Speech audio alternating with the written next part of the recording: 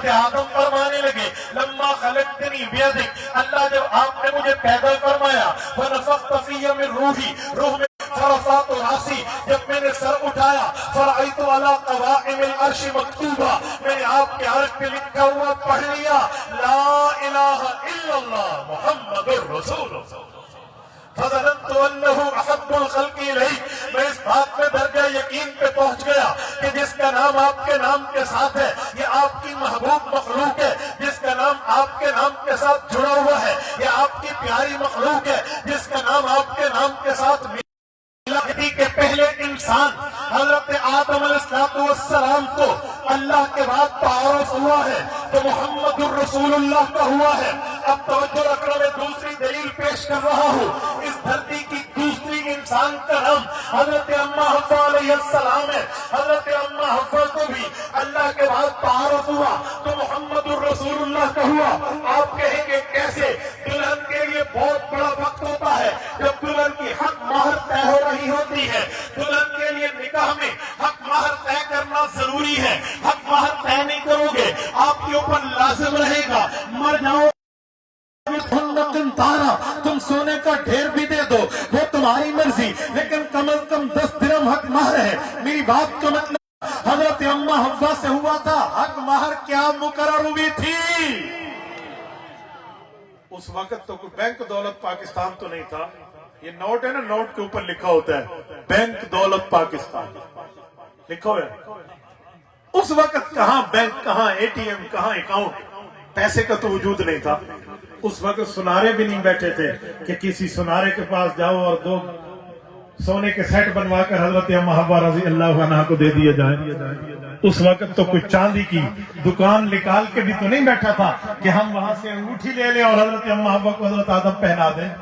یہ اس وقت کوئی پراپرٹی ڈیلر نہیں بیٹھے تھے کہ 2 پلاٹ اپنی بیوی کے نام کر دیں،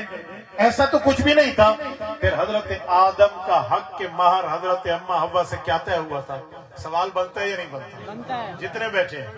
یار محنت ہو تو پھر بولنا چاہیے، میں بے حوالہ بات نہیں کر رہا، ہمارے حوالے وہ نہیں ہے کہ اللہ کے حوالے کر دو۔ السلام حوا علیہ السلام، عشر صلوات علی نبینا علیہ السلام، فرمایا حق کے مہر دینے کی باری آئی، رب کریم نے فرمایا اے آدم آپ اور آپ کی بیوی 10 مرتبہ آخر الزمان آنے والے پاک پیغمبر محمد الرسول اللہ پہ درود تم پڑھ لو، حق کے مہر ادا ہو جائے گا۔ خانے وال کے غیوروں، میری بات کا مطلب یہ ہے اس دھرتی کے پہلے افراد کا نکاح ہوا ہے، حق کے مہر میں محمد الرسول اللہ کا ذکر ہے، حق کے مہر میں رسول اللہ کا درود شریف ہے، حق کے مہر میں آقا کا تذکرہ ہے۔ تبھی میں نے کہا میرا نبی وہ ہے جو آنے کے بعد تعارف نہیں، آنے سے پہلے تعارف رکھتا ہے، آنے سے پہلے کردار رکھتا ہے، آنے سے پہلے انٹروڈکشن رکھتا ہے۔ ہاں اس دھرتی میں حضرت آدم کو اللہ کے بعد، حضرت اماں حوا کو اللہ کے بعد جس کا تعارف ہوا ہے وہ محمد الرسول اللہ۔